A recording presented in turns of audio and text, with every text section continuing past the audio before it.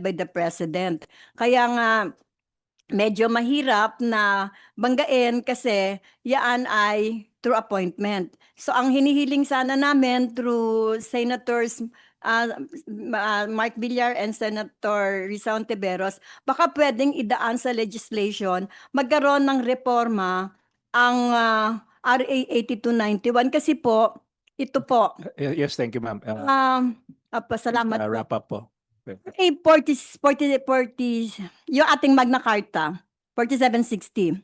Bumabangga po siya sa RA 8291 kasi lahat po ng mga nagsipag-retire na teacher at mga magre-retire pa, ang sabi sa provision sa Magna Carta, one step higher salary grade.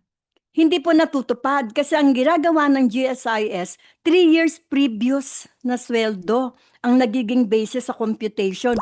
Lalong lumiliit and they have certain formula pa. Kaya magkano na lang halos ang lumilitaw sa computation. Samantalang, ang ating mga sundalo, ang ating mga kapulisan, pag sila nag-retire, one step salary grade higher. Kami po, ang sinasabi nila, because of RA 8291, hindi namin nakukonsider ang Magna Carta for public school teachers. Wala pong, ano yan, wala po talagang implementation.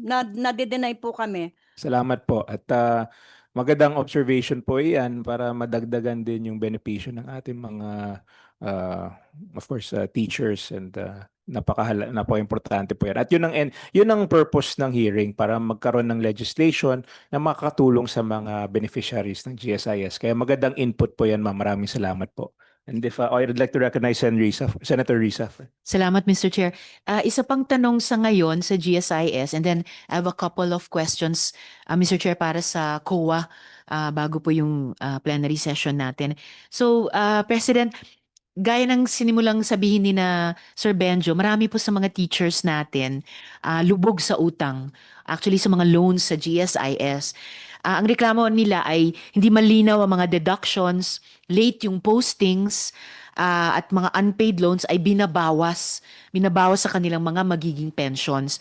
So pwede po bang malaman yung sistema ng inyong collection practices? Transparent po ba at saka equitable po ba? Ang collection process po natin, sinisigurado po natin na nagkakaroon po ng parehong record kung ano ho ang utang ng atin pong mga kawani dun po sa file ng GSIS. Baka po ang kadalasang nagiging tanong po dyan ay baka hindi po magkapareho ang impormasyon. Pag hindi po nagparehong impormasyon, ay talaga pong hinahanap po natin kung ano po. Kaya dyan po nakakapag-delay. At totoo po yun, pagkaroon po ng panahon na mag-re-retire na po ang ating kawani, ay dinideduct naman po yung kanilang pagkakautang dun sa GSIS bago po ma-release po yung kanilang retirement. Well, at least Mr. Chair, nasimula ng pag-usapan ito dito sa hearing. I'm sure mas matatalakay nyo at mas makakapagbuo ng solusyon dun sa sisimulang ulit dialogue sa inyo. Kasi matinding problema po ito na paulit-ulit sinusumbong ng mga guro who are not only faithfully teaching but faithfully paying yung inutang nila sa GSIS. Pero gustong makaasa pa rin sa tamang pensyon pag-retire po nila. At this point, Mr. Chair, just a couple of questions muna sa Commission on Audit. So for its annual audit report, COA noted that the purchase of preferred stocks of Alternergy, specifically perpetually preferred shares 2, Series A, did not comply with GSIS's own investment guidelines. Ano po yung findings ng COA sa usaping ito, Mr. Chair? Good afternoon, Your Honors. I am Adela Dondonilia, the Assistant Commissioner who's in charge with the audit of all corporations under the corporate government audit sector, wherein GSIS is among the corporations in one of the clusters that I supervise. So way back in 2023, by the way, I am accompanied by the supervising auditor of GSIS. She is the one who is in charge with the audit of GSIS. So way back in 2023, the audit team issued an audit observation as far as the investment in stock with several corporations and financial institutions. However, investment transactions for these three corporations were not compliant with Section 36B of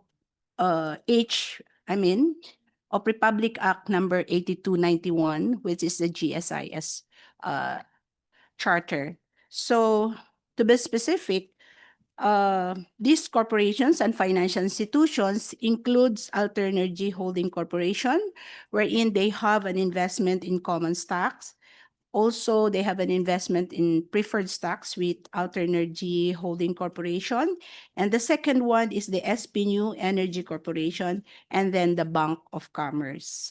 So the issue here is not really on the previous issue, which is being exposed by this committee, where it was zeroing in on the social risk, but ours is non-compliance, specifically with Section 36H, the twin requirement of Republic Act RA 8291, which requires that there should be a proven track record of profitability over the last 3 years prior the investment transaction was made. And then the second one is the payment of dividend of at least once during the same period prior to the investment transaction. So investments in preferred stock of Alternergy Holding Corporation was among those where GSIS invested. So that's what the audit observation was all about. So ibig nyo pong sabihin, pinansin nyo ito dahil di tulad sa iniuutos ng sariling charter ng GSIS, nung nag-invest ang GSIS sa Alternergy at dalawa pang korporasyon, those three did not have proven track records over the previous 3 years. At hindi rin po sila nagkapagbayad ng dividends at least once sa nakaraang 3 taon. Opo. Okay. So, ibig sabihin, sarili nilang rules, hindi nila sinunod in the case of these three investments na pinansin ninyo. So, I think that's a very important thing to note, Mr. Chair. No, even moving forward, no, in terms of corrections and moving forward. Also, Mr. Chair, the COA report states that GSIS management purchased a total of okay na po ito.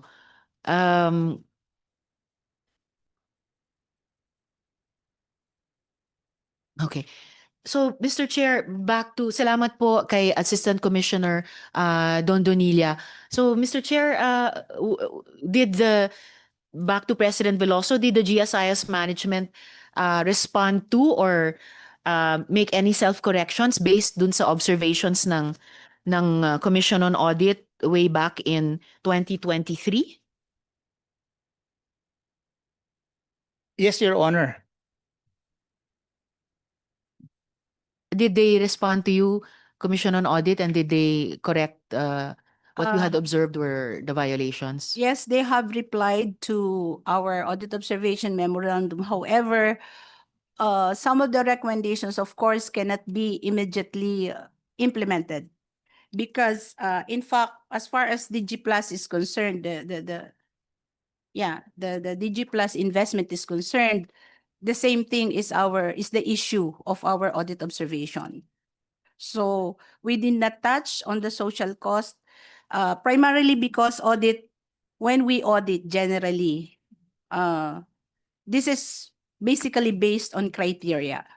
So these criteria could either be the laws, rules, and regulations, or even the internal policies of the auditee, or in this case, the GSIS. So when it comes to the laws, rules, and regulations, primarily we're using the RA 8291, which is the GS Charter as our main criteria.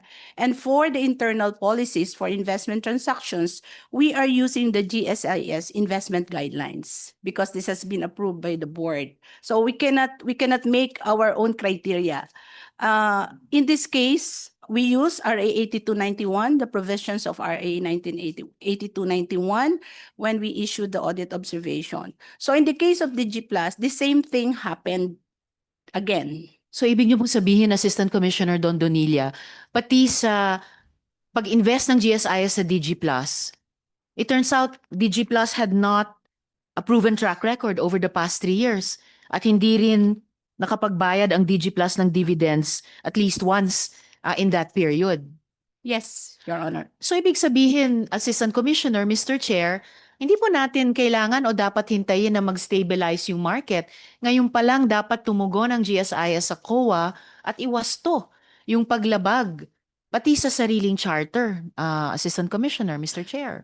For the recent audit observation that we issued, in the same manner that we issued the audit observation way back in 2023, we actually have 3 recommendations. And we know for a fact that not all of these recommendations can be implemented easily. Because first, we recommended that the GISIS should plan the recovery of the stock investments from Plus, in the case, the recent one, the GG Plus, or for that matter, the other investments were not compliant with the GSIS charter at a term not disadvantageous to the fund. We know that the investment rules, they invest to make profit. So they really have to, to find out what is the market, the volatility of the market, the price in the market. They have to consider that in order to minimize the losses. That's why our recommendation is for them to have a recovery plan as far as the investment in this corporation, but at a term not disadvantageous or a lesser disadvantage to the fund. The second one is for them to implement Section 36H of RA 8291 as part of the stock investment parameters of GSIS. Because as I have said before, one of the criteria that we have used are the internal policies of GSIS. And for this transaction, it is the investment policy guidelines of GSIS. And then the third recommendation is for the GSIS to initiate the amendment of RIRR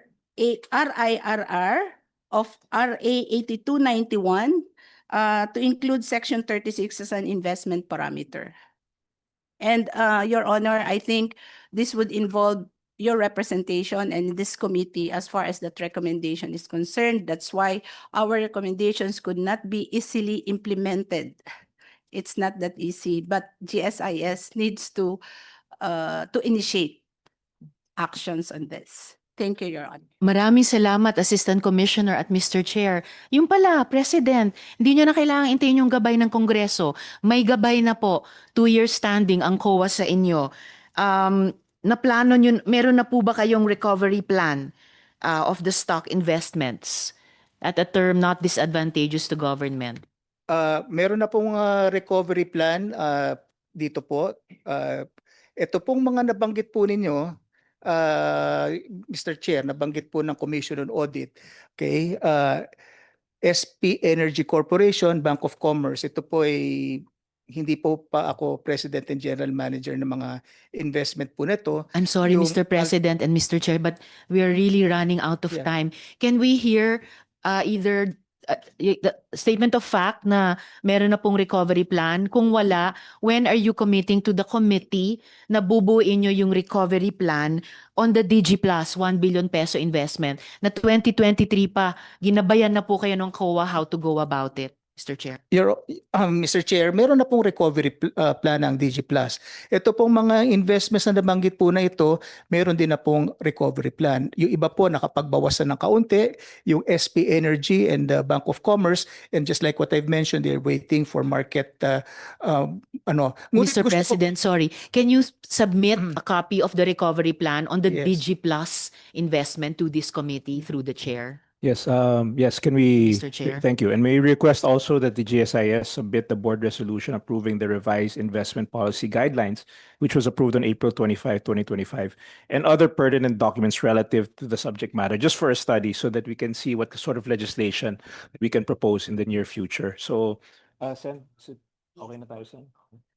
Yes, Mr. Chair, before we end lang, just a follow up on the request of the public sector unions, hingin ko rin po yung listahan ng mga investments ng GSIS, kung pwedeng isubmit po sa ating komite. That's one. Secondly, yun na nga po yung kopya ng recovery plan on the DG Plus 1 billion peso investment.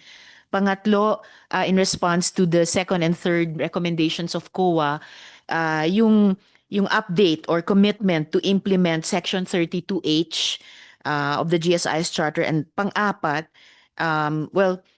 update also or commitment to initiate an amendment of the IRRs. Although baka maunahan na natin yon, Mr. Chair, when we look into amending the GSIS Charter. But those four things, please, Mr. Chair, from GSIS. Aside from yung dialogue nila with the public sector unions, Panlima. Salamat, Mr. Chair. Okay, thank you very much. At this point, hearing no further comments, let me express my appreciation to all the resource persons that gave their time and their inputs in the deliberation of these issues. And with the approval of my colleagues and in consideration of the time allotted for this hearing, I would like to suspend. If you have additional comments or legislative proposals, please email them to this committee and we will gladly welcome and review them. Also, if you have not yet submitted your position papers, kindly submit them no later than October 8th. With that, thank you very much. Ay, biya mo na nga, biya mo na.